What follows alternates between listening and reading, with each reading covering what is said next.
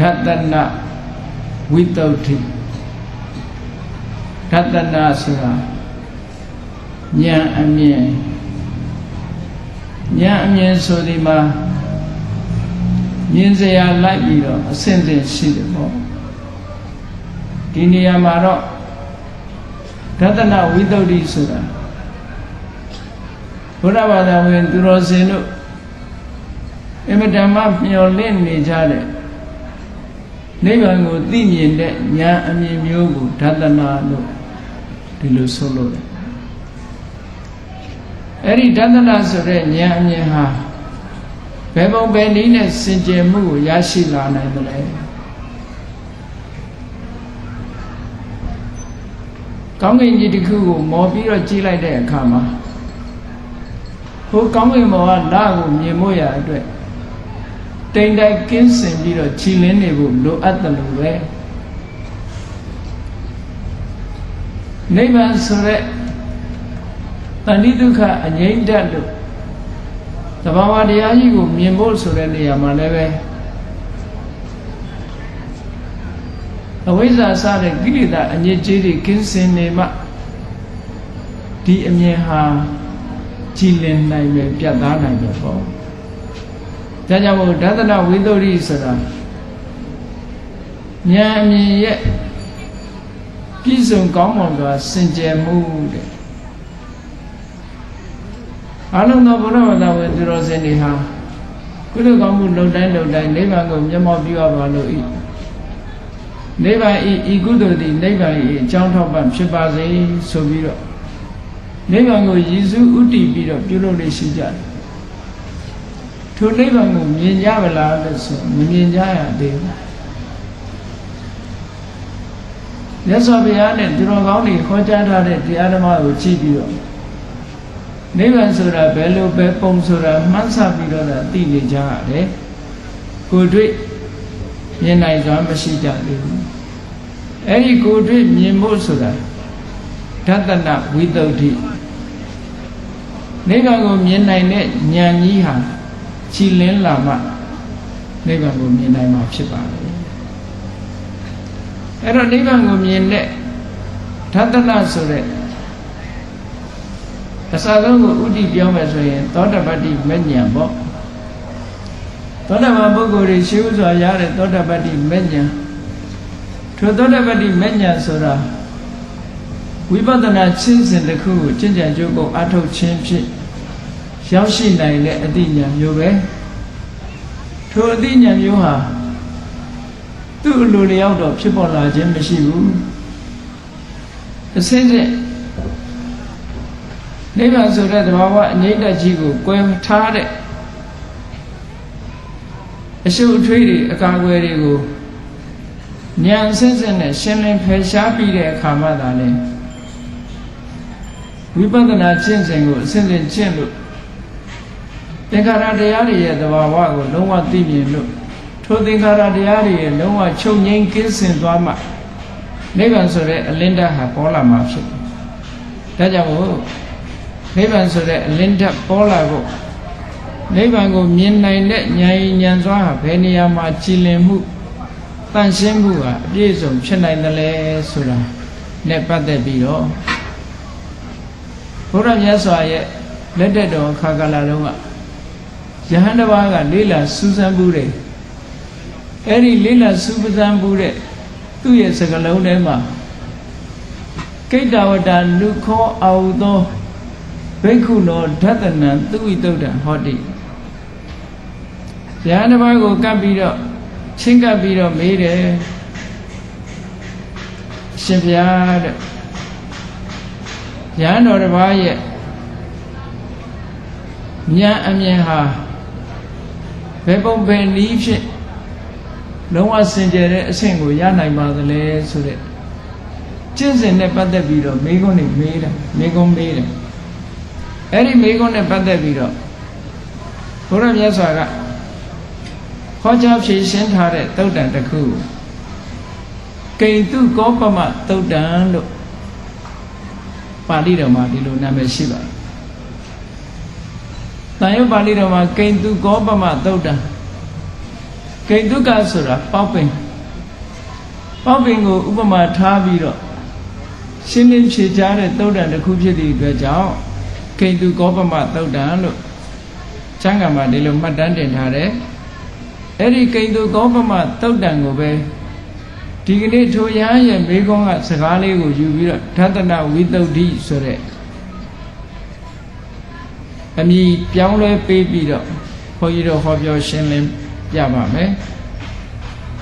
ဓတ္တနဝိသုဒ္ဓိနဲ့ဒိဋ္ဌိဝိသုဒ္ဓိကဘယ်လိုကွာခြားမှုရှိတယ်လဲလို့ဆိုတဲ့အခါဒိဋ္ဌိဝိသုဒ္ဓိကဓတ္တနဝိသုဒ္ဓိတဲ့ကျွတ်တင်ပြီးတော့ဖြစ်နေရမယ့်အရာတစ်ခုဖြစ်တယ်ဓတ္တနဝိသုဒ္ဓိဆိုတာကြတော့အမြဲတမ်းအဆင့်မြင့်သွားပြီအ ਨੇ ဆုံးသောတပတ္တိမဉ္ဇဉ်ဖြစ်ပေါ်လာတဲ့အချိန်မှာဓတ္တနဝိသုဒ္ဓိလို့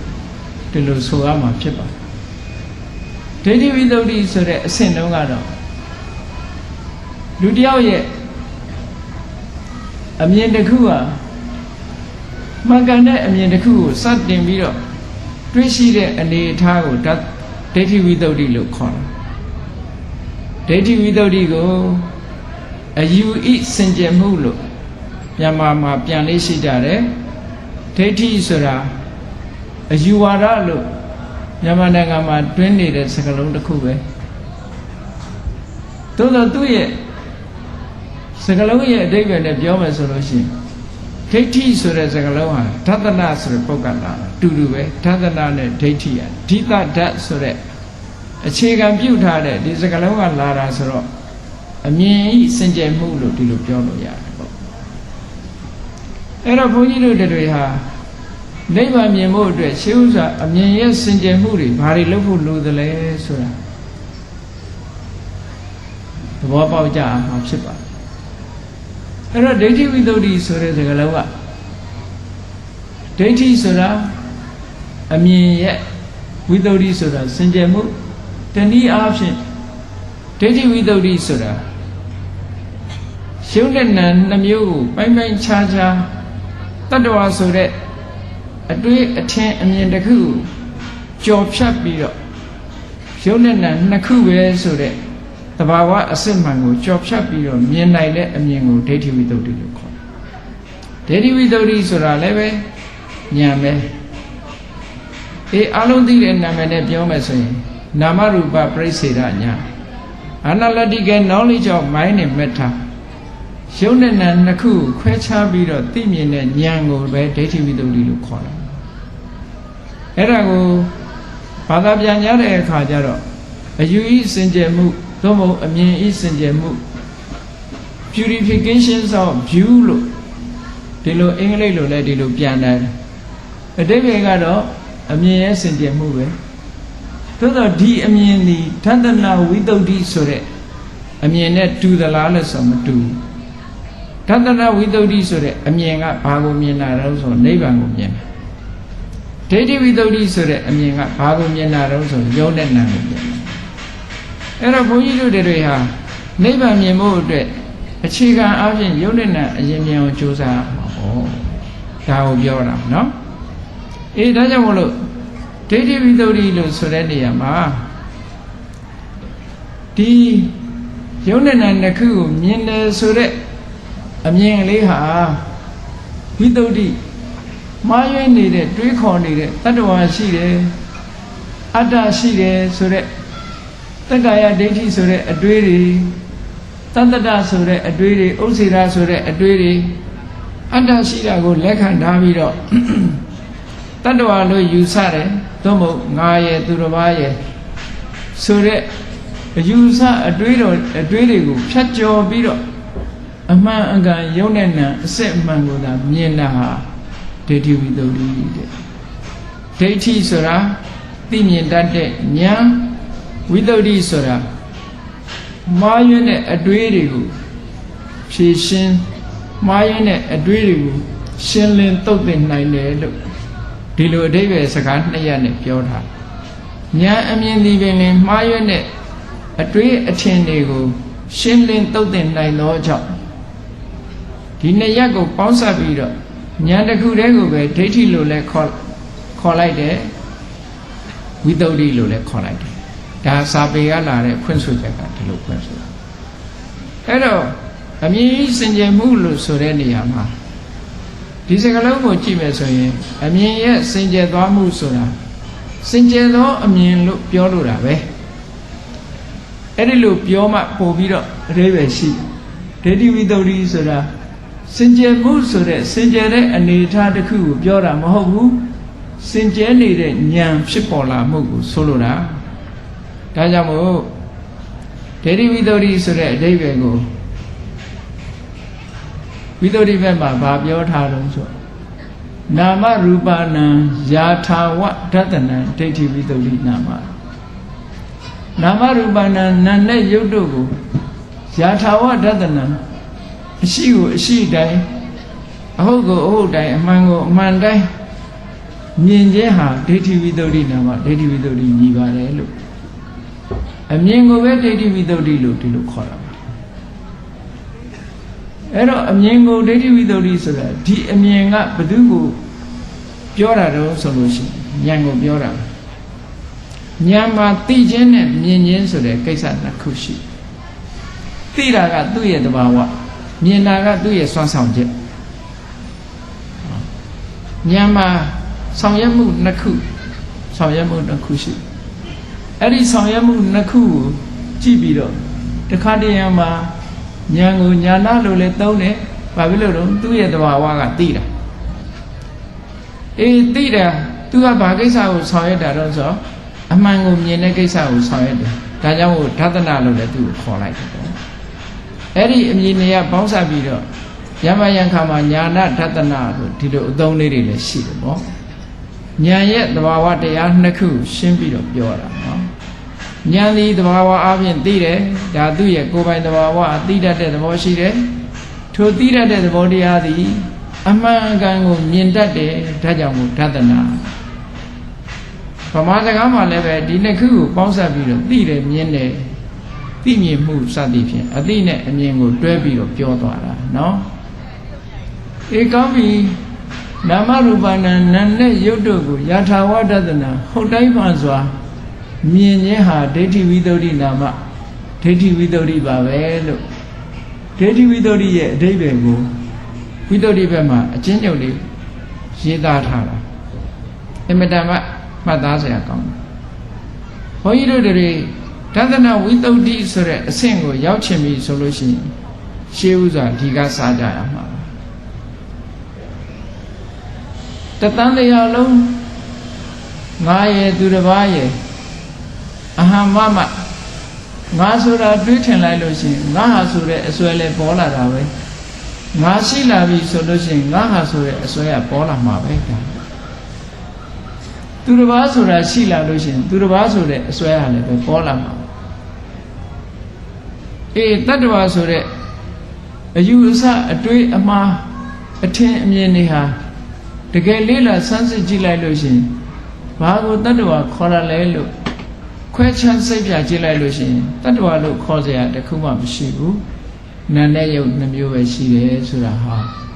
သိမြင်လာအဲ့ဒီလိုသိမြင်လာတဲ့သိမြင်မှုကိုဒိဋ္ဌိဝိတ္တုဒ္ဓိလို့ခေါ်တာပါအဲ့ဒီလိုသိမြင်လာမှုအတွက်ဘုန်းကြီးတို့တွေဟာမှန်ကန်တဲ့တရားတွေကိုရှေးဥစွာသင်ကြရတယ်နာကြရတယ်တရားနာတယ်ဆိုတာသင်ယူနေတာပါပဲနားနဲ့သင်နေတာဒါကြောင့်မို့ဒီသုဒ္ဓဆိုတဲ့စကားလုံးကိုအင်္ဂလိပ်လိုတစ်ခါကြတော့ learning လို့ပြန်တယ်နာယူခြင်းဆိုတဲ့အဓိပ္ပာယ်ဘာဖြစ်လို့လဲဆိုလို့ရှိရင်လောကလူတွေဟာပညာရဖို့ရအတွက်ဘာလို့ရတာလဲဆိုနားထောင်ကြ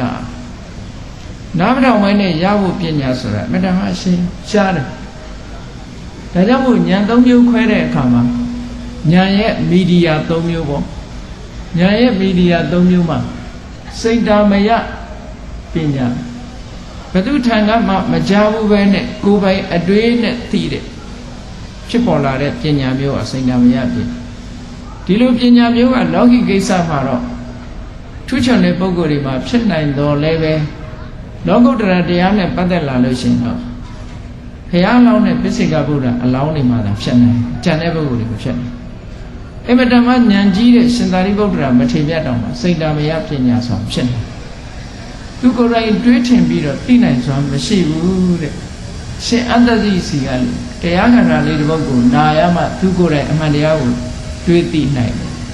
စိတ်ဓာမယပညာမရနိုင်ဘူးသုဒ္ဓမယဆိုတာကြတော့တစုံတယောက်စီကနေပြီးတော့မှန်ကန်တဲ့တရားဓမ္မကိုနာယူလိုက်ရပြီးကြားလိုက်ရထိုကြားလိုက်ရလို့ဖြစ်ပေါ်လာတဲ့အသိဉာဏ်ကြတော့သုဒ္ဓမယဉာဏ်လို့ခေါ်တယ်သုဒ္ဓဆိုတာကြားနာမှုကြောင့်မယကဖြစ်ပေါ်လာတဲ့ပညာ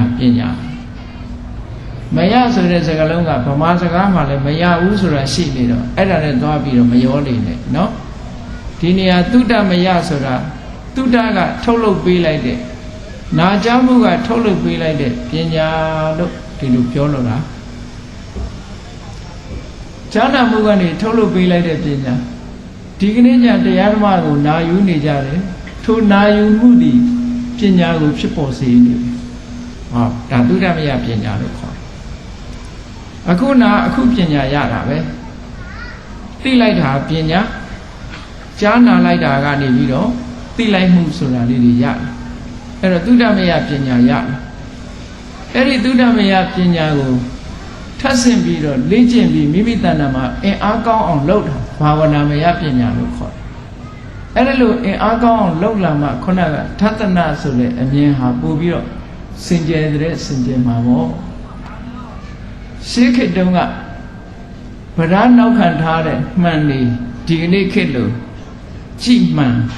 ဆိုတာရှေးခေတ်တုန်းကမရှိဘူးကြည်မှန်အနေနဲ့ဘာလုပ်ကြလဲဆိုရင်ကျေးမုံဆိုတာလုပ်ကြကျေးမုံဆိုတာပါဠိလိုအာဒါသမေရာဆိုတဲ့စကားလုံးကျေးပြားအဝိုင်းကိုအယောင်ဖိတ်ဖိတ်တောက်လာအောင်ပုတ်ထားအဲ့ဒီပုတ်ထားတဲ့ကျေးပြားအဝိုင်းကိုပဲထိုကျေးပြားအဝိုင်းကိုမျက်နှာမူပြီးတော့ကြည့်လိုက်တဲ့အခါမှာကျေးပြားအဝိုင်းထဲမှာပေါ်လာတဲ့ရုပ်ကလေးမြင်ကြရတယ်ပေါ့အဲ့ဒါကိုလူတွေကကိုမျက်နှာမှာဘာရှိတယ်ဆိုတာကြည့်ကြင်ကြလို့ရှိရင်ကိုမျက်နှာကိုပြန်ကြည့်ကြင်ကျေးမုံကိုဆောင်းထားပြီးတော့ကျေးပြားအဝိုင်းကိုပုတ်ပြီးတော့ဖိတ်ဖိတ်တောက်နေတဲ့အယောင်ပေါ်မှာပေါ်လာတဲ့မျက်နှာရိပ်ကိုကြည့်ကြအဲ့ဒါကိုကျေးမုံပြင်အဲ့ဒီကျေးမုံဟာဖိတ်ဖိတ်တောက်လာအောင်ဆိုတာကအင်းနဲ့အားနဲ့ပုတ်ပေးရအဲ့ဒါလို့ပုတ်ပေးတဲ့အခါကျတော့မှကျေးမုံပြားဟာအယောင်ဟာတောက်လာအယောင်တောက်လေးလေးမျက်နှာရိပ်ဟာပြည်ပြင်းလာလေးလေးအယောင်တောက်လာလေးလေးမျက်နှာရိပ်ဟာပြည်လင်းလာကျေးမုံကြီးတစ်ခုရလာတာဟာဘာနဲ့ဥမာတူလို့ဆိုသုဒ္ဓမယပညာရလာတာနဲ့တူတယ်အဲ့ဒီသုဒ္ဓမယပညာကိုအခြေခံပြီးတော့ကိုယ်စိတ်ကိုအာယုံလေးနဲ့လေ့ကျင့်ပြီးတော့ထပ်တလဲလဲလေ့ကျင့်ဆောင်ရွက်ပေးလိုက်တဲ့အခါကျတော့ကျေးမုံကိုအယောင်ထွက်လာအောင်ပို့နေတယ်လို့ပဲအယောင်ထွက်အောင်ပို့နေလို့အယောင်တွေဖိဖိတောက်လာတဲ့အယောင်တွေပေါ်လာလိုက်ရင်မျက်နှာရိပ်ဟာထင်ထင်ရှားရှားပေါ်လာတယ်လို့ဘာဝနာမယပညာဆိုတာဖြစ်ပေါ်လာတာပေါ့ဒါကြောင့်မို့ဘုန်းကြီးတို့တွေဟာရှေးဥစွာသုဒ္ဓမယပညာရအောင်တရားနာကြရတယ်စာပေဖတ်ရှုကြရတယ်လေ့လာကြရတယ်မေးမြန်းကြရတယ်ဆွေးနွေးကြရတယ်အဲဒီလိုမေးမြန်းဆွေးနွေးခြင်းဖြင့်သုဒ္ဓမယပညာတွေရလာပြီးတဲ့အခါမှာထိုသုဒ္ဓမယအခြေခံပြီးတော့ဘာဝနာမယပညာဖြစ်လာအောင်အကျဉ်းချင်းအထက်ထပ်စိတ်နဲ့အာယုံကိုလေ့ကျင့်ခံယူဖို့လိုအပ်တယ်တဲ့လေ့ကျင့်ခံယူတာကိုပဲတရားအထုတ်တယ်လို့ခေါ်တာပါစိတ်နဲ့အာယုံနဲ့ကပ်ပြီးတော့လေ့ကျင့်နေတာအဲ့ဒါလို့လေ့ကျင့်လိုက်လို့ရှိရင်အသိဉာဏ်ဒီရှင်းတဲ့ရှင်းလာတယ်ရှင်းလာတဲ့အခါကျတော့အသိဉာဏ်ဒီရှင်းလာတာဟာအာယုံပေါ်မှာပေါ်ထင်းလာတဲ့မိမိရဲ့မျက်နှာရိပ်ကိုထင်ထင်ရှားရှားမြင်ရတယ်လို့ပဲတဲ့သဘာဝတရားတွေကထင်ထင်ရှားရှားကြီးမြင်လာတယ်ပေါ့အေးအဲ့ဒါကိုပြောတာဒိဋ္ဌိဝိသုဒ္ဓိတတ္တဝါဆိုတဲ့အတွေးတွေအထင်တွေကိုဖြတ်ကျော်ပြီးတော့တတ္တဝါဆိုတာထင်မြင်ယူဆချက်တစ်ခုမျှသာဖြစ်တယ်တကယ်ရှိနေတာကယုံနဲ့နံနှမျိုးပဲလို့ယုံနဲ့နံထိအောင်စိုက်ထိပြီးတော့မြင်လာပြီဆိုလို့ရှိရင်ဒိဋ္ဌိဝိသုဒ္ဓိတဲ့ဒီအမြင်လေးဟာစင်ကြဲလာပြီပေါ့ကျင့်မုံရုပ်ထဲမှာမျက်နှာရိပ်ပေါ်လာတယ်လို့ပဲတဘာဝ ရုပ်နာနေရဲ့သဘာဝအသင်္တရံဟာပေါ်လာတယ်အဲ့ဒီလိုပေါ်လာလိုက်တာနဲ့တပြိုင်နက်အေးစောစောကတို့ထင်းနေကြတဲ့သူငါရှိတယ်ဆိုတဲ့တတ္တဝါဆိုတဲ့အတွေ့တွေငါဆိုတဲ့အတွေ့တွေငါဟာဆိုတဲ့အတွေ့တွေသူတစ်ပါးဆိုတဲ့အတွေ့တွေသူတစ်ပါးဟာဆိုတဲ့အတွေ့တွေဒီအတွေ့တွေဟာတခုမှမမှန်ပါလားတကယ်တော့သဘာဝတရားဖြစ်တဲ့ယုံနဲ့နံနှမျိုးသာလင်ဒီအတိညာနဲ့မှပေါ်လာတာပါလားလို့ရှင်းမုံထဲမှာမိမိမျက်နှာရိပ်ထင်ထင်ရှားရှားပေါ်လာပြီးတကယ်လို့တရားဓမ္မတွေထင်ထင်ရှားရှားပေါ်လာနိုင်ပါပြီအဲ့ဒီလိုပေါ်လာခြင်းဒီပင်နဲ့နာမရူပနာယာထာဝဒသနဒိဋ္ဌိဝိသုဒ္ဓိနာမနာနဲ့ယုတ်တွေကိုမှန်မှန်ကန်ကန်ယုံနဲ့နှစ်ပါးကိုကွဲကွဲခြားခြားသိမြင်ခြင်းဟာဒိဋ္ဌိဝိသုဒ္ဓိဖြစ်ပါတယ်လို့ဝိသုဒ္ဓိမမှာဒီလိုဆိုတာပါအဲ့တော့ခုနဒသနဝိသုဒ္ဓိဖြစ်ဖို့အတွက်အခြေခံဖြစ်တဲ့အတွေ့အထင်တွေကိုရှင်းယုံနဲ့ပြီးပြီလားလဲဆိုမပြီးသေးဘူးဘာလို့နေသေးလဲဆိုအဲ့ဒီယုံနဲ့နံတွေဟာတကယ်ရှိနေတဲ့သဘာဝတရားတွေဟာဘာကြောင့်ရှိနေရတာလဲဆိုတဲ့ဆိုင်ရာအကြောင်းတရားကိုပါသိမြင်လာဖို့လိုအပ်တယ်ပေါ့ဘာကြောင့်ရှိနေရတယ်ဘာကြောင့်ဖြစ်နေတယ်ဆိုတဲ့အကြောင်းတရားကိုပါသိလာပြီးဆိုမှပြည့်စုံတယ်လို့ပြောရမယ်သို့မဟုတ်လို့ရှိရင်သူပေါ်ခြင်းလို့ပေါ်လာတာလားသို့မဟုတ်တစုံတစ်ယောက်ကဖန်တီးလိုက်လို့ပေါ်လာတာလားဘယ်လိုကြောင့်ပေါ်လာတာလဲဆိုပြီးအကြောင်းနဲ့ပတ်သက်ပြီးတော့တွေးဝေပြီးတန်တရားတွေဖြစ်နေအောင်အဲ့ဒီလိုတန်တရားတွေမဖြစ်ရအောင်ဘာကြောင့်ဒီအရေးဟာရုပ်နဲ့နံဆိုတဲ့သဘာဝတရားဟာရှိလာရတာလဲဆိုတာကြည့်လိုက်တဲ့အခါကျတော့ဆိုင်ရာအကြောင်းတရားတွေကိုထင်ထင်ရှားရှားကြီးပေါ်လာသိလာပြန်အဲ့ဒါလို့ဆိုင်ရာအကြောင်းတရားတွေကိုသိလိုက်တာနဲ့တပြိုင်နက်ရှိလေငကောကတွေးထင်ထားတယ်တို့လူတွေဆိုတာသာဝရဘုရားဖန်ဆင်းလို့ဖြစ်လာတာကဘာကြီးကိုဘုရားကြီးကဖန်ဆင်းထားတာသို့မဟုတ်တကုရှင်ကဖန်ဆင်းထားတယ်ဆိုတဲ့အတွေးတွေဟာလွင့်သွားပြန်မရှိတော့ဘာဖြစ်လို့တော့ကိုယ်တိုင်မြင်တဲ့အကြောင်းကဖန်ဆင်းတဲ့အကြောင်းမှဟုတ်မှာမဟုတ်ပဲဟောနောက်တစ်ခုကတချို့ကထင်တယ်ဒါတွေကသူ့ဘာသူအလိုလိုဖြစ်လာတာတွေပါဘယ်သူကမှလောက်တာမဟုတ်ပါဘူး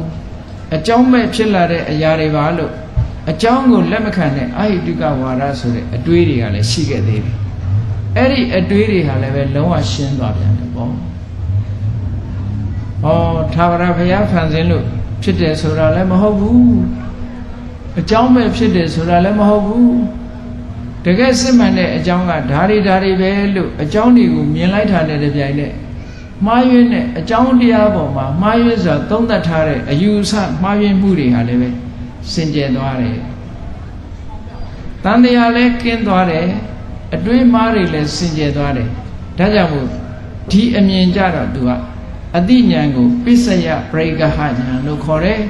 ပစ္စယဆိုတာအကြောင်းတရားကိုပရိက္ခဟပိုင်နိုင်ဆုပ်ကင်မိပြီးတော့သိတဲ့ဉာဏ်တဲ့ဟောအကြောင်းထီအောင်ဆုပ်ကင်ပြီးတော့သိသွားပြီအကြောင်းထီအောင်ကင်မိသွားပြီးတော့သိသွားတော့ဘာဖြစ်လဲ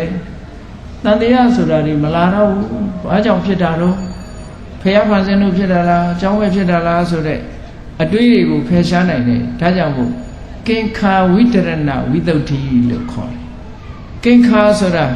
တန်တရားဖြစ်နေတာအေးတန်တရားဖြစ်တယ်ဆိုတဲ့နေရာနဲ့ပတ်သက်ပြီးတော့တန်တရားတွေက16မျိုးတောင်မှပဲစာပေကျမ်းကနေမှာဆိုထားတာရှိတယ်ပေါ့အတိတ်နဲ့ပတ်သက်ပြီးတော့တန်တရား5မျိုးအနာဂတ်နဲ့ပတ်သက်ပြီးတော့တန်တရား5မျိုးပစ္စုပန်နဲ့ပတ်သက်ပြီးတော့တန်တရား6မျိုးအားလုံးပေါင်းလိုက်တဲ့အခါကျတော့တန်တရား16မျိုးရှိတယ်အဲ့ဒီ16မျိုးသောသို့လောတွေးတော့ယုံမှမှုဆိုတဲ့တန်တရားတွေကိုလည်းဖြတ်ကျော်သွားနိုင်တယ်ဖယ်ရှင်းပြစ်လိုက်နိုင်တယ်ဒါကြောင့်မို့ကင်္ခာလို့ဆိုတဲ့တွေးတော့ယုံမှနေတဲ့အတွေးတွေကိုဝိတရဏကျော်ဖြတ်ပြီးတော့ဝိသုဒ္ဓိမိမိရဲ့ဉာဏ်အမြင်လေးဟာစင်ကြယ်သွားပါတယ်အဲ့ဒီဉာဏ်နှစ်ခုမပါဘဲနဲ့ဝိပဿနာကျင့်စဉ်ကိုကျင့်လို့မရပါဘူးတဲ့ဒီဉာဏ်နှစ်ခုဟာအမှန်တမ်းအရေးကြီးလို့ foundation ဆောက်ဝိပဿနာဉာဏ်ရဲ့ foundation ဖြစ်ပါတယ်ပထမဆုံးယုံနဲ့နံကိုသာရှိတယ်ဆိုတာသိအောင်ကြိုးစားရမယ် ဒုတိယထိုယုံနာရဲ့စစ်မှန်တဲ့အကြောင်းတရားတွေကိုသိရှိနိုင်အောင်ကြိုးစားရလိမ့်မယ်အဲ့ဒီဉာဏ်အမြင်နှစ်ခုရလိုက်ပြီးဆိုလိုက်တာနဲ့တပြိုင်နက်ယထာဘူတဉာဏဒသနာလို့စာပေမှာသုံးလေးရှိတယ်မှန်မှန်ကန်ကန်မြင်ပြီးတော့သိတဲ့အသိဉာဏ်ဆိုတာဒီဉာဏ်နှမျိုးကိုပြောတာပါဒိဋ္ဌိဝိသုဒ္ဓိကင်္ခာဝိတရဏဝိသုဒ္ဓိဆိုတဲ့စင်ကြယ်မှုနှစ်ရပ်ကိုဖြစ်ပေါ်စေနိုင်တဲ့နာမရူပပရိစ္ဆေရဉာဏ်ပစ္စယပရိက္ခဉာဏ်လို့ဆိုလေဒီဉာဏ်နှစ်ခုဟာယထာဘူတဉာဏဒသနာပါတဲ့မှန်ကန်တဲ့ဉာဏ်အမြင်တွေဖြစ်ပါတယ်အဲ့ဒီမှန်ကန်မှုဆိုတဲ့ဉာဏ်အမြင်မှမရှိသေးလို့ရှိရင်နိဗ္ဗာန်ကိုဘယ်လိုမှမမြင်နိုင်ဘူးနိဗ္ဗာန်ကိုမြင်ဖို့ဆိုဖြစ်နိုင်ဘူးတဲ့နိဗ္ဗာန်ရဲ့အတားအဆီးတွေအကာအကွယ်တွေကအလွန်များနေတယ်မိမိရဲ့တဏ္ဍာအတားအဆီးကာကွယ်တွေဆိုတာဘယ်ကိုတားဆီးပြီးဘာကိုကာကွယ်ထားတာလဲလို့ဆိုတာမိမိရဲ့စိတ်အစဉ်လေးကအသိဉာဏ်လေးကမလင်းလက်နိုင်ဘူးထိုအသိဉာဏ်လေးကိုအားပြော့သေးသိမ်သွားအောင်နိဝရဏဆိုတဲ့အကုသိုလ်တရားတွေကလွှမ်းထားတယ်ကိလေသာဆိုတာအညစ်တွေကစိုးပိတ်ထားတယ်နိဝရဏတွေကစိုးပိတ်ထားတယ်ကိလေသာတွေကလွှမ်းအုပ်ထားတယ်ဒါကြောင့်မို့လို့လူတွေရဲ့အသိဉာဏ်ဟာနိဗ္ဗာန်ကိုမြင်နိုင်စွမ်းဆိုတာမရှိဘူးတဲ့တန်တရားထဲမှာမိမိအထင်နဲ့အမြင်ပေါ်မှာပဲတွေ့တာပြီးတော့ဒီလိုနေကြရတယ်ပေါ့ဒါကြောင့်မို့ဒါသနာဝိသုဒ္ဓိဆိုတာဖြစ်မလာနိုင်ဘူးလို့ဒီလိုပြောဒါသနာဝိသုဒ္ဓိဆိုတဲ့နိဗ္ဗာန်မြင်ဖို့အတွက်ဒီအခြေခံဉာဏ်နှစ်ခုကစင်ကြယ်လာပြီဆိုတဲ့အခါမှာဝိပဿနာဉာဏ်လမ်းကြောင်းတက်သွားလို့ရှိရင်ထိုဝိပဿနာဉာဏ်လမ်းကြောင်းအစဉ်စဉ်ခုနအာယုန်နဲ့စိတ်နဲ့ယုံနာအာယုန်နဲ့ဝိပဿနာရှုတဲ့စိတ်တို့ပေါင်းစပ်ပြီးတော့တမာတိစွမ်းအားပညာစွမ်းအားနှစ်ရပ်ပေါင်းစပ်ပြီးတော့အလုံးလုံးလိုက်မယ်ဆိုလို့ရှိရင်ဘုန်းကြီးတို့တွေရဲ့ခုနကချင်းမုံပြင်ကိုပွတ်တိုက်ပေးတယ်လို့ပဲတဘာဝတရားတွေဟာထင်ထင်ရှားရှားကြီးပေါ်လာမှာဖြစ်ပါတယ်ကောင်းပြီကိန္တုကောပမသုတ်တံမှာယဟန်တော်တစ်ပါးကသိချင်တယ်သူကနိဗ္ဗာန်ကိုမြင်တဲ့ဉာဏ်အမြင်ဟာ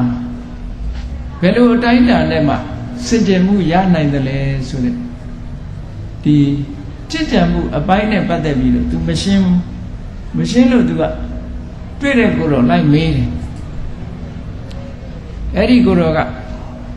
အရှင်ဘုရားတဲ့ယဟန်တစ်ပါးရဲ့ဉာဏ်အမြင်စင်ကြယ်တယ်ဆိုတာဘယ်လိုအတိုင်းအတာနဲ့ဖြစ်လာတာလဲ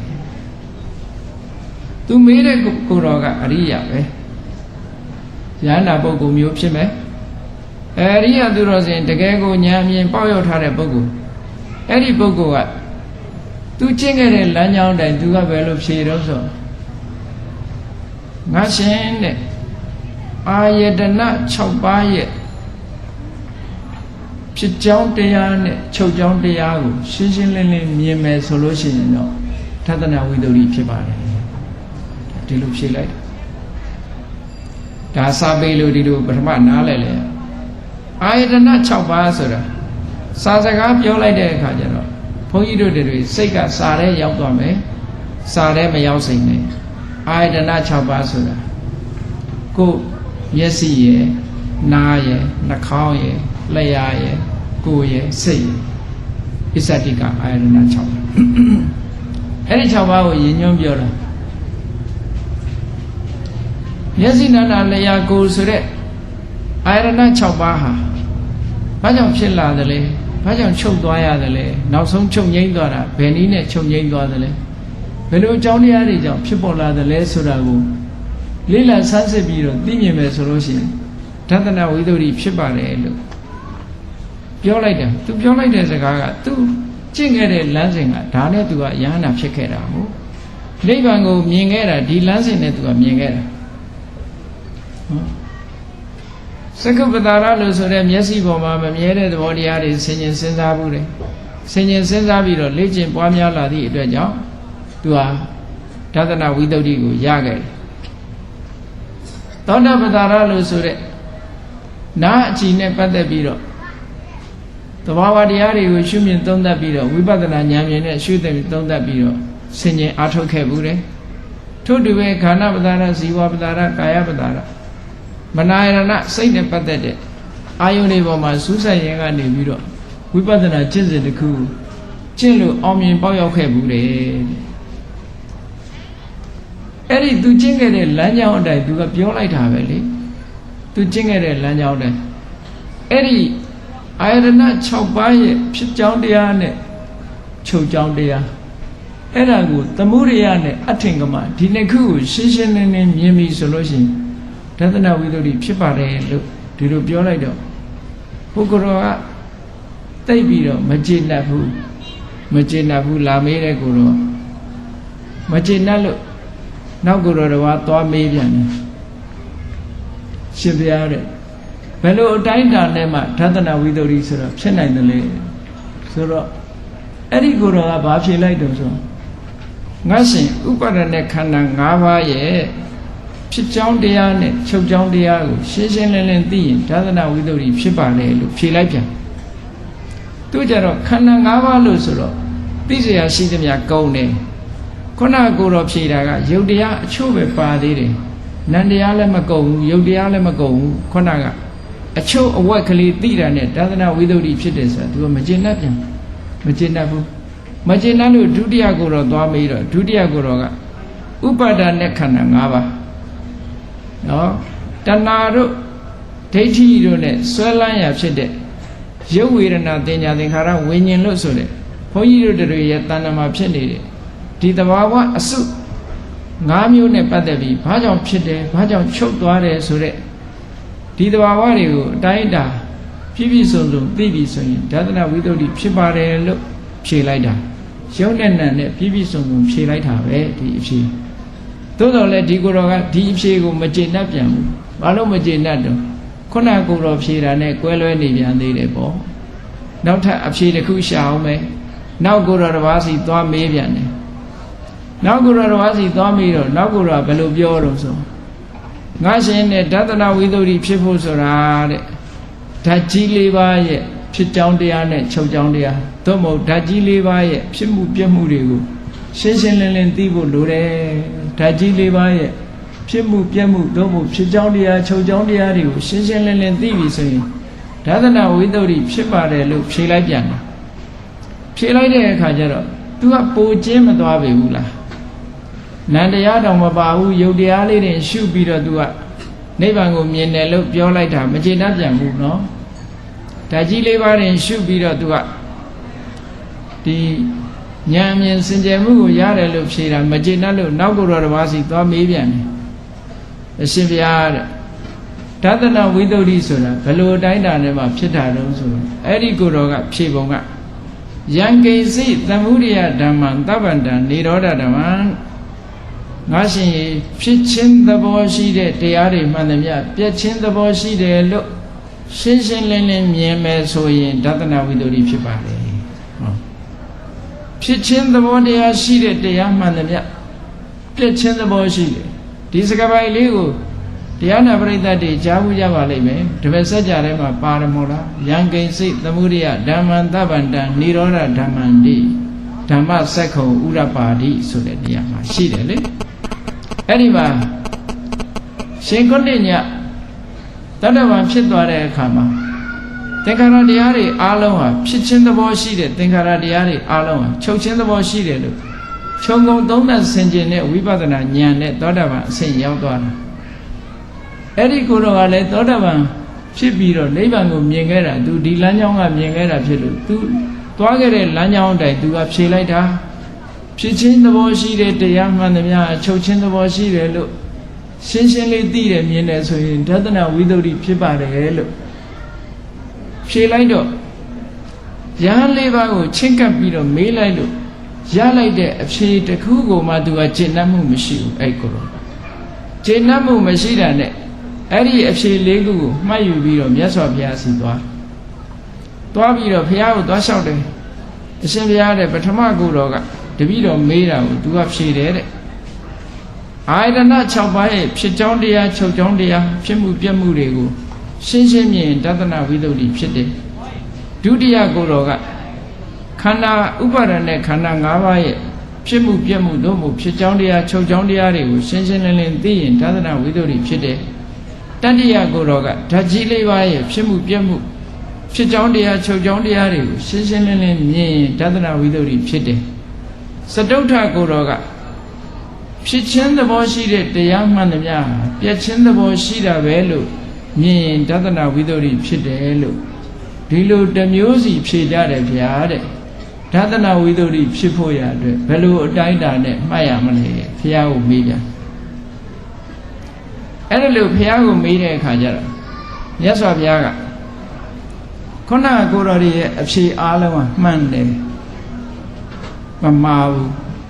သို့သောသူတို့လာခဲ့တဲ့လမ်းကြောင်းအတိုင်းဖြေကြတာလေသူတို့လာခဲ့တဲ့လမ်းကြောင်းကတူချင်မှတူတာကိုအခုဒီကနေ့တရားဝဲကြီးကိုလာတဲ့လူတွေဟာတောင်ကလာတာလည်းရှိမယ်မြောက်ကလာတာလည်းရှိမယ်အရှေ့ကလာတာလည်းရှိအေးတောင်ကနေတဲ့ပုဂ္ဂိုလ်ကတောင်ကနေမြောက်သွားလို့မဖြေပေဘူးလား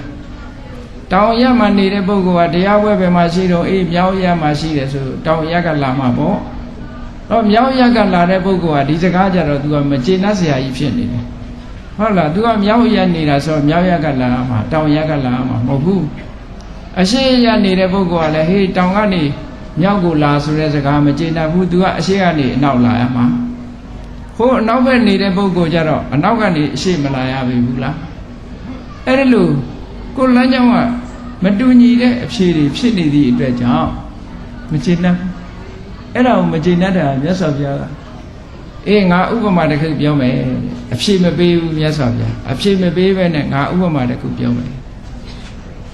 ပေါက်ပင်ကိုမမြင်ဘူးတဲ့လူတယောက်ကသူတွေ့တဲ့လူကိုမေးကြည့်တယ်ပေါက်ပင်ဆိုတာဘယ်လိုဟာလဲကွာဆိုတော့ပထမတွေ့တဲ့လူကဖြေလိုက်တယ်ဟာပေါက်ပင်ဆိုတာကွာမဲမဲကျုပ်ကျုပ်မိလောင်တင်းကုတ်တို့ကြီးနဲ့တူတယ်လို့ဖြေသွားပထမသူမြင်ခဲ့တာအဲ့တိုင်ပဲမြင်ခဲ့တာပေါက်ပင်ဆိုတာအရွက်တွေကျွေသွားပြီဆိုလို့ရှိရင်အသားကလည်းပေါက်ပင်ရဲ့အသားကမြင်မှုတဲ့ပုံကိုသိလိုက်မယ်အပင်ကခက်နဲ့ကိုနော်မိလောင်ထားတယ်လို့ပဲနဲ့အရွက်တွေကကျွေးနေတယ်ဆိုတော့တင်းကုတ်တို့ကြီးတို့ဖြစ်နေတာပေါ့မိလောင်ပင်မိလောင်ထားတဲ့တစ်ပင်ချောက်ကြီးတင်းကုတ်တို့ကြီးလို့ပဲကြည့်လိုက်ရင်မဲမဲ6ကြီးသူကအဲ့ဒါမြင်မှုသည့်အတွက်ကြောင့်ဟေးပေါက်ပင်ဆိုတာတဲ့ဟိုမဲမဲကျုပ်ကျုပ်တင်းကုတ်တို့ကြီးလို့ပဲလို့ပြောသွားတယ်ဟိုလူကဒီကောင်ပေါက်ပင်သိမထင်ပါဘူးနောက်တစ်ယောက်မေးဦးမယ်ပေါ့နောက်တစ်ယောက်မေးဦးမယ်ဆိုတော့နောက်တစ်ယောက်ကဘယ်လိုဖြေတုံးဆိုဟာပေါက်ပင်ဆိုတာကွာတဲ့ရဲမဲ့နေတာပဲကွာဈေးတွေကဟိုကြက်သားဝက်သားခုတ်ထစ်ထားတဲ့အသားထစ်တွေလိုပဲရဲမဲ့နေတာသူဖြေတဲ့အချိန်ကပေါက်ပင်ကတပင်လုံးပင်လုံးညွတ်ပွင့်နေတာကိုပင်လုံးညွတ်ပွင့်နေတဲ့အချိန်မှာဆိုတော့အဲ့ဒီတိုင်းပဲသူမြင်တာပေါက်ပင်ကိုကြည့်လိုက်မယ်ဆိုရင်အခုတပူရဲဆိုရင်တပူရဲဆိုလို့ရှိရင်ဟုတ်တာပေါက်တွေလဲတွေပွင့်ကြတယ်လို့ဆိုတာပေါ့တောထဲမှာသွားကြည့်ရင်ပေါက်တွေလဲတွေပေါက်ပင်တွေလဲပင်တွေကြည့်လိုက်မယ်ဆိုရဲနာအဲ့တော့သူကရာသီအလိုက်ကိုတွေ့ခဲ့တဲ့အပင်ကိုကိုယ့်ဘာကိုဖြေချတာအဲ့တော့တတိယလူမေးလိုက်တဲ့အခါကျတော့ဟာပေါက်ပင်ဆိုတာအတိအညာလေးတွေတွဲလဲလေးတွေနဲ့ကိုပင်နဲ့အလားတူတူတယ်ကွာဟောသူကြတော့အပွင့်ကနေပြီးတော့ဟိုအသီးတန်လေးတွေအသီးလေးတွေထွက်လာပေါက်ပင်ကအသီးလေးတွေတွဲလောင်းလေးတွေကြာလာအဲ့ဒါကိုသူကဖြေတာသူမြင်တဲ့အချိန်ကအဲ့ဒီတိုင်းပဲပေါက်ပင်တခါနောက်တစ်ယောက်ကိုတော့မေးပြန်တယ်တကယ်ချင်းပေါက်ပင်ဆိုဘယ်လိုဟာတော့ပေါက်ပင်ဆိုတာမင်းအရွက်တွေအလက်တွေနဲ့အုပ်ပြီးတော့တခါလဲအုပ်ဆိုင်နဲ့ညောင်ပင်ကြီးလို့ပေါ့လို့ပြောတာဟောပေါက်ပင်ကြီးကရွက်တွေအကုန်လုံးစီးပြီးတော့နေတဲ့အချိန်အဖူးတွေပွင့်ပြီးတဲ့နောက်မှာရွက်တွေအကုန်စီးပြီးတော့နေတဲ့အချိန်မှာညောင်ပင်လိုပဲအုပ်ဆိုင်ကြီးဆိုရာသီအလိုက်ပေါက်ပင်ရဲ့ပြောင်းလဲမှုတွေကိုမြင်တာကိုပြောလိုက်ကြတာပဲသူတို့ပြောတဲ့စကားတွေဟာမှားသလားဆိုမမှားဘူးအရွက်ချနေတဲ့အချိန်သွားကြည့်ရင်တော့ခုနလိုပဲမိလောင်ငုတ်တူနဲ့တူတာပေါ့အေးအရွက်ကနေပြီးတော့အပွင့်ကစပြီးတော့ထွက်လာတဲ့အခါမှာကြည့်လိုက်ရင်လေတပင်လုံးရဲနေတာမှန်တယ်အတိညာတန်လေးတွေ အပွင့်တွေကရင်းလာတဲ့အခါအသိဉာဏ်လေးတွေထွက်လာတာလေဒီတိုင်းပဲမှန်တယ်နောက်ဆုံးမှအသိဉာဏ်လေးတွေရင့်လာပြီးတော့အပင်ကအရွက်ဖားဖားကြီးတွေဖြစ်လာတဲ့အခါကျတော့ဒီတိုင်းပဲမှန်တယ်ဟော၄ယောက်စလုံးဟာကိုမြင်တဲ့အတိုင်းအတာတစ်ခုအရာပေါက်ပင်ပြောလိုက်တယ်အဲ့ဒါလိုပဲတဲ့မြတ်စွာဘုရားခုနကပြောခဲ့တဲ့သူတော်စင်တွေဟာသူတို့ကြင်ကြံအထုတ်လို့တွေ့မြင်ခဲ့တဲ့တရားဓမ္မတွေကိုသူတို့ပြောကြတာသူတို့ပြောတာတွေဟာအမှန်တိုင်းပဲလို့မြတ်စွာဘုရားဟောပါတယ်အမှန်တိုင်းပဲကိုယ်တစ်ပါးကလည်းသူကအာရဏ6ပါးကိုမြင်ပြီးတော့ကိုယ်တစ်ပါးကလည်းခန္ဓာ5ပါးကိုမြင်ပြီးတော့ရှုမြင်ပြီးတော့ဟိုတစ်ပါးကလည်းဓာတ်4ပါးကိုရှုမြင်ပြီးတော့ဟိုတစ်ပါးကလည်းဖြစ်ပြမှုရှိတဲ့သင်္ခါရတရားတွေအလုံးရှုမြင်ပြီးတဲ့နောက်ပြောကြတာဖြစ်သည့်အတွက်ကြောင့်ပေါက်ပင်ကြီးမြင်ကြရတယ်လို့ပဲသူတို့သဘာဝတရားတွေကိုသူတို့ညာအတိုင်းအတာရမြင်ပြီးတော့ဒသနာဝိသုဒ္ဓိဆိုတဲ့အဆင့်ကိုရောက်ကြတာမှန်တယ်တဲ့ဟောအဲ့ဒါကိုကြည့်မယ်ဆိုလို့ရှိရင်တရားဓမ္မကျင့်ကြံအထုတ်တဲ့အခါမှာကိုရှုတော်လေးတစ်ခုကနေပြီးတော့ကြည့်လိုက်လို့ရှိရင်ကိစ္စပြီးတယ်ဆိုတာကိုထင်ရှားပြတာပေါ့အကုန်လုံးသိဖို့ဆိုတာလွယ်ပါမလားမလွယ်ဘူးသဘာဝတရားတွေကိုအကုန်လုံးသိတယ်ဆိုတာဘုရားမှသိတာဝိပဿနာရှုတဲ့အခါမှာလည်းပဲဒီအနုပဒဝိပဿနာသုတ်တံမှာအနုပဒသုတ်တံမှာဆိုရင်ရှင်သာရိပုတ္တရာလိုပုဂ္ဂိုလ်မျိုးသာလင်းအသေးစိတ်အကုန်လုံးသဘာဝတရားတွေကိုယ်တဏ္ဍမှာဖြစ်တာကိုရှုနိုင်တဲ့စွမ်းရည်တတ္တိရှိတယ်ရှင်မောက္ကလန်တော်မှာအဲ့လိုစွမ်းရည်တတ္တိမရှိဘူးခြုံငုံသုံးသပ်ကြည့်ခြင်းဖြင့်တစုံတစ်ခုကိုရှုမြင်သုံးသပ်ခြင်းဖြင့်နော်ဒသနာဝိသုဒ္ဓိဆိုတဲ့အမြင်စင်ကြယ်မှုကိုရရှိသွားကြတာဖြစ်တယ်မြတ်စွာဘုရားကအဲ့ဒီယဟန်ကိုပေါက်ပင်ဥပမာပေါက်ပင်မြင်လို့ပေါက်ပင်မေးတဲ့လူနဲ့အလားတရံတူတာကိုရှင်းပြပြီးတော့လေးဥစလုံးမှန်တယ်ဆိုတာထောက်ခံတဲ့သဘောပဲထိုရန်၄ပါးလုံးဖြေတာမှန်ကန်တယ်ဆိုပြီးတော့ဝိပဿနာကျင့်စဉ်တရားကိုရှင်းရှင်းလေးသူ့ကိုရှင်းပြတယ်ငါဥပမာတစ်ခုပြောမယ်တဲ့နေဇက်ကမြို့ကလေးတစ်ခုမှာအဲ့ဒီမြို့ဟာတကား6ပေါက်ရှိတယ်တဲ့အဲ့ဒီတကား6ပေါက်မှာစောင့်ကြက်နေတဲ့တကားမှုဟာအလွန်ညာရှိတဲ့ပုဂ္ဂိုလ်ဖြစ်အဲ့ဒီကသူသိတဲ့လူမှဝင်ခွင့်ပြုတယ်မသိတဲ့လူစိမ်းကိုမြို့ထဲဝင်ခွင့်မပြုဘူးမသိတဲ့သူဆိုတားတယ်အဲ့ဒါလို့အမြဲတမ်းစောင့်ကြပ်ပြီးတော့လူစိမ်းသူစိမ်းသူတို့မြို့ထဲမရောက်အောင်အမြဲတမ်းတကား6ပေါက်မှာကြီးကြပ်စောင့်ရှောက်နေတဲ့တကားမှုမြို့လေကောင်မှာတော့မြို့ပိုင်ကြီးတူမြို့ရဲ့မြို့ကိုအုပ်ချုပ်နေတဲ့ပိုင်ဆိုင်နေတဲ့ဘယင်တူထိုင်းနေတယ်ဟောဒါဥပမာအနေနဲ့ဟောတာဥပမာအနေနဲ့ဟောတာအဲ့ဒါလို့ရှိနေတဲ့အနေအထားမှာအရှိအနောက်တောင်မြောက်လို့ဆိုတဲ့အရာလေးမျက်နှာကဘယင်ကြီးစီသတင်းပို့ဖို့ခြေလင်းတော်တမန်တွေရောက်လာကြတယ်အရှိကလူကလည်းတကားပေါက်တစ်ခုကနေဝင်လာပြီးတော့မေးတယ်ဘယင်ဘယ်မှာရှိတယ်လဲမြို့ပိုင်မြို့ရှင်ဘယ်မှာရှိတယ်လဲဆိုရင်အေးလမ်းလေကောင်မှာရှိတယ်မြို့လေကောင်မှာရှိတယ်ညွန်လိုက်တဲ့အတိုင်းသွားပြီးတော့သတင်းစကားပေးတယ်ထို့တူပဲအရှိကလာတဲ့လူအနောက်ကလာတဲ့လူတောင်ကလာတဲ့လူမြောက်ကလာတဲ့လူတွေတကားမှုစီမေးမြန်းပြီးတော့ဘယင်နဲ့တွေ့ပြီးသတင်းစကားတွေပို့ပြီးတော့သွားကြတယ်အဲ့ဒီဥပမာနေဆက်မြို့လေးရန်သူနဲ့အလွန်နီးတဲ့ခန္ဓာမြို့လေးပေါ့အဲ့ဒီနေဆက်မြို့လေးလုံခြုံရေးတင်းကျပ်ထားတဲ့နေဆက်မြို့လေးမှာရှိတယ်လို့ပဲတဲ့ရသော်ဘုရားကဒါကအတိပ္ပယ်နားလည်အောင်ငါဥပမာအနေနဲ့ပြောတာပါတဲ့မြို့ဆိုတာဘာကိုပြောတာတုံးဆိုရင်တို့ရဲ့ဟောရုပ်ခန္ဓာကိုယ်ကြီးလူတွေရဲ့ရုပ်ခန္ဓာကိုယ်ကြီးဟာစာတုမဟာဘူတိကောမဟာဘုတ်၄ပါးနဲ့တည်ဆောက်ထားတဲ့ခန္ဓာကိုယ်ကြီးတဲ့အားလုံးသဘောစဉ်းစားပြီးတော့ကြည့်မဟာဘုတ်၄ပါးနဲ့တည်ဆောက်ထားတဲ့ဆိုတာခန္ဓာကိုယ်ကြီးကိုအကြမ်းမြင်လေးကြည့်လိုက်ခန္ဓာကိုယ်ကြီးထဲမှာ မာမာပြောပြောအတုံးအခဲတွေရှိတယ်ဒါတွေကပထဝီသဘောခန္ဓာကိုယ်ကြီးထဲမှာအပူအေးရှိတယ်တေဇောသဘော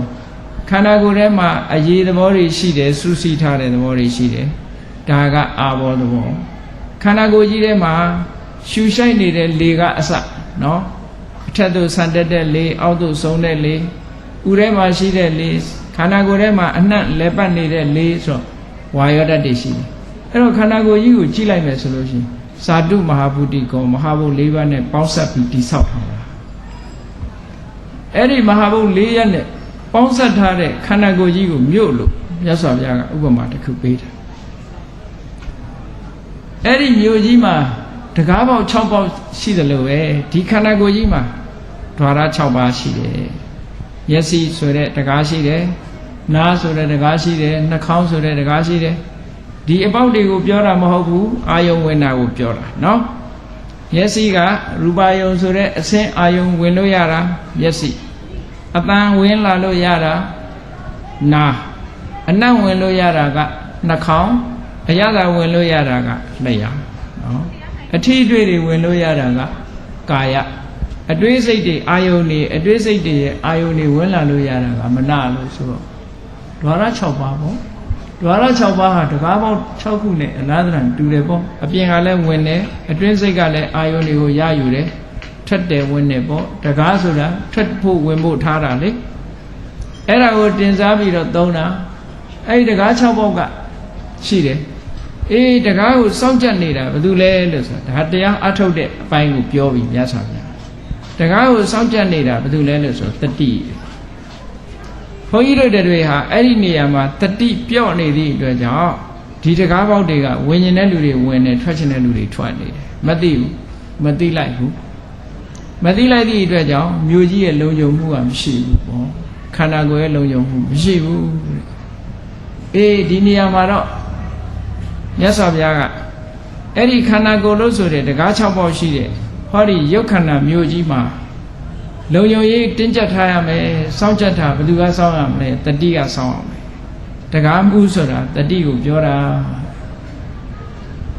အေးအရှင်းနောက်တောင်ရောက်တွေကနေပြီးတော့တမန်တွေရောက်လာကြတယ်ဆိုတာဘယ်သူတွေတုံးဆိုပြင်မအာယုန်တွေကနေပြီးတော့မှန်ကန်တဲ့သတင်းတွေကိုလာပို့တာဘယ်သူလဲလို့ဆိုရင်သမထနဲ့ဝိပဿနာလို့ဒီစကားလုံးကိုမြတ်စွာဘုရားသုံးထား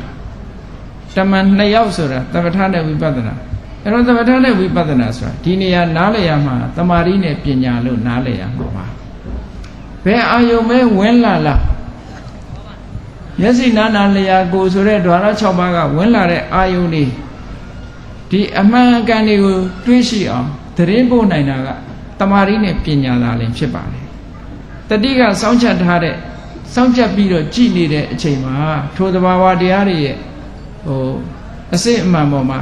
စိတ်ကလေးငြိမ်အောင်ထားနိုင်တာကတမာရီစွမ်းအားငြိမ်နေတဲ့အလျောက်သဘာဝအမှန်ကိုသိနိုင်တာကပညာစွမ်းအားအဲ့ဒီတမာရီဆိုတဲ့စွမ်းအားနဲ့ပညာဆိုတဲ့စွမ်းအားဟာတမန်2ဦးတည်းဖွယ်ခန္ဓာကိုယ်ထဲမှာဖြစ်ပေါ်လာပြီးတဲ့အခါမှာခန္ဓာကိုယ်ရဲ့ဒီမြို့ရဲ့ဘယင်တဖွယ်ဖြစ်တဲ့ဝိညာဏလို့ဒီထဲမှာသုံးထားဝိညာဏဆိုတာအသိစိတ်ကိုဥတည်ပြီးတော့ပြောတဲ့ဝိပဿနာဉာဏ်ကနေအစသောတပတ္တိမဉ္ဇဉ်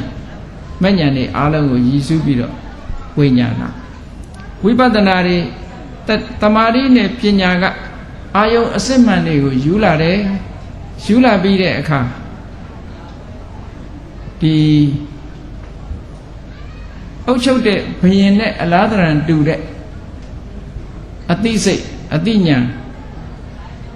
သောတပတ္တိမဉ္ဇဉ်ပေါ့ဝိပဿနာဆင်းရဲတက်သွားတယ်နောက်ဆုံးဉာဏ်ထိအောင်သူတို့ယူဆောင်ပြီးတော့သတင်းပေးသွားတာဘာလို့ဆိုနိဗ္ဗာန်ဆိုတာဒါပဲလို့သတင်းပေးသွားတာဒါဖြင့်သူတို့ဝင်လာတာဘယ်လမ်းကဝင်လာတာတုံးလို့ဆိုမဂ္ဂင်၈ပါးဆိုတဲ့လမ်းကဝင်လာတာအဲ့တော့မဂ္ဂင်၈ပါးဆိုတဲ့လမ်းဟာအလုံးသိကြတဲ့အတိုင်းပဲမှန်ကန်စွာမြင်တယ်မှန်ကန်စွာတွေးတတ်တယ်ထို့သောမှန်ကန်စွာမြင်မှန်ကန်စွာတွေးနိုင်အောင်ဘာတွေလိုအပ်တုံးဆိုတော့မှန်ကန်စွာပြောမှုမှန်ကန်စွာလုံးမှုမှန်ကန်စွာအသက်နှွေးမှုဆိုတဲ့သီလကိုအခြေခံတယ် သီလကိုအခြေခံပြီးတော့မှန်ကန်တဲ့လောက်ရမှန်ကန်တဲ့တတိထားမှုမှန်ကန်တဲ့စူးစိုက်မှုတွေနဲ့ဟောဒီလမ်းကြောင်းအတိုင်းရှောင်လန်းလာတဲ့သမထနဲ့ဝိပဿနာသို့မဟုတ်တမာရီနဲ့ပညာနှစ်ခုတို့သည်နိဗ္ဗာန်ဆိုတာကိုယူဆောင်ပြီးတဲ့အခါမှာသောတပတ္တိမဉ္ဇဉ်ကိုနိဗ္ဗာန်မြင်အောင်တရင်ပို့သွားကြတယ်လို့ဒီလိုမြတ်စွာဘုရားကတင်စားပြီးတော့ဟောကြားတာဖြစ်ပါတယ်။ကိန္တုကောပမသုတ်တံမှာဘုန်းကြီးတို့တွေမြတ်စွာဘုရားကဒီဥပမာလေးနဲ့ရှင်းပြောတော့ဒီဓဝရ6ပါးမှာဘုန်းကြီးတို့တွေတတိထားပြီးတော့မလုပ်ရမလဲတမာတိစွမ်းအားတွေမြင့်အောင်လုပ်ရမယ်ပညာစွမ်းအားတွေမြင့်အောင်လုပ်ရမယ်ထိုတမာတိစွမ်းအားပညာစွမ်းအားတွေဟာမြင့်အောင်ဘာနဲ့လုပ်တော့ဆိုမဂ္ဂင်၈ပါးနဲ့ကျင့်ကြံကြိုးကုပ်အားထုတ်တယ်မဂ္ဂင်၈ပါးနဲ့ကျင့်ကြံကြိုးကုပ်အားထုတ်မှအမှန်ဆိုတဲ့နိဗ္ဗာန်ကိုမြင်နိုင်တဲ့သောတာပတ္တိမဉ္ဇဉ်လို့ဆိုတဲ့အဲ့ဒီဉာဏ်ကိုနိဗ္ဗာန်ကိုယူဆောင်ပြီးတော့ပြနိုင်မှာဖြစ်ပါတယ်လို့ကိုယ်စီကိုယ်ကသဘောပေါက်ပြီးတော့ကိန္တုကောပမသုတ်တံမှာလာတဲ့ကျင့်စဉ်အတိုင်းဝိပဿနာတရားကျင့်ကြံကြိုးကုပ်အားထုတ်ခြင်းဖြင့်ဒသနဝိသုဒ္ဓိမှန်ကန်တဲ့ဉာဏ်အမြင်ရဲ့စင်ကြယ်မှုသို့မဟုတ်သောတာပတ္တိမဉ္ဇဉ်ရဲ့စင်ကြယ်မှုနိဗ္ဗာန်ကိုမြင်မှုရရှိအောင်ကြိုးစားအားထုတ်တော်မူနိုင်ကြပါစေကုန်သတည်း